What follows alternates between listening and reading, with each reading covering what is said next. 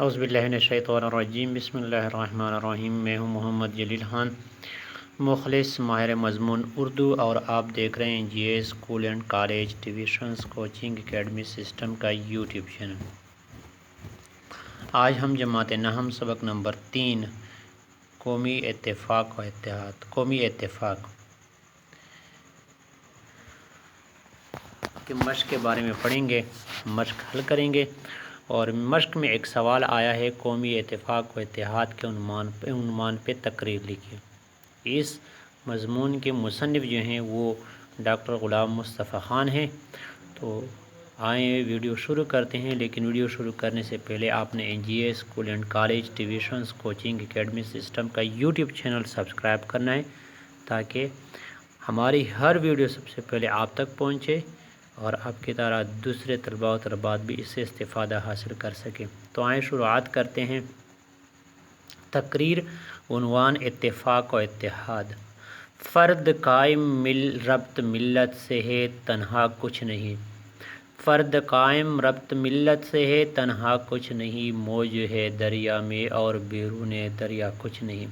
جناب صدر، محترم اساتذہ کرام، معزز مہمانان گرامی اور میرے عزیز ہم مکتب بھائیوں اور بہنوں، السلام علیکم ورحمۃ اللہ وبرکاتہ۔ آج اس پروقار تقریب میں مجھے جس عنوان پر لب کشائی کا موقع ملا ہے وہ ہے اتفاق و اتحاد۔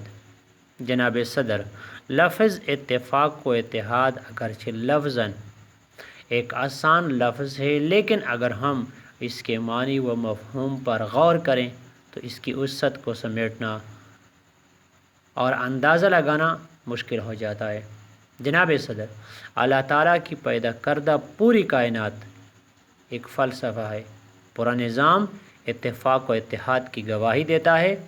قطرے قطرے سے دریا بنا، پتا پتا مل کر تناور درخت بنا، ریزہ ریزہ مل کر چٹان بنا، ذرہ ذرہ مل کر ریگستان بنا، خلیہ خلیہ مل کر جسم بنا، اور یہی کائنات کا درس عظیم ہے۔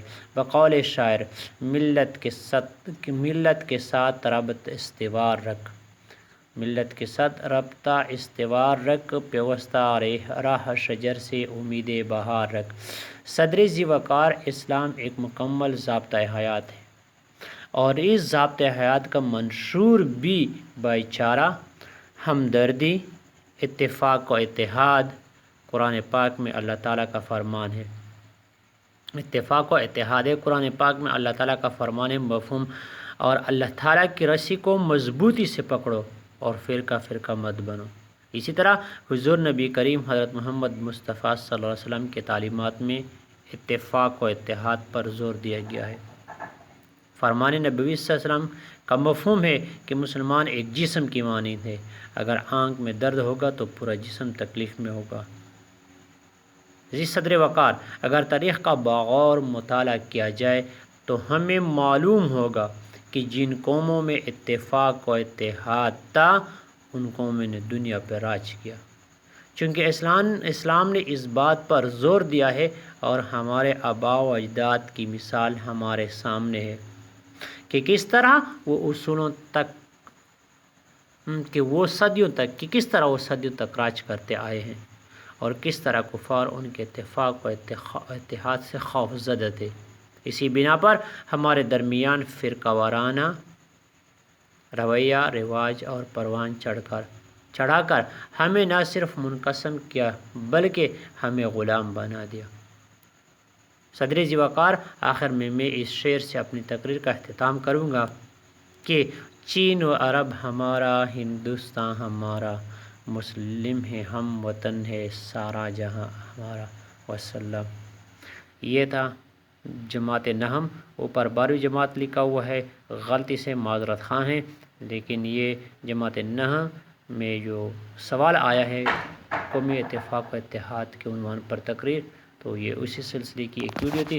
امید ہے آپ اس سے بہت کچھ سیکھ سکتے ہیں اور سیکھیں گے، اور آپ نے سیکھا بھی ہوگا۔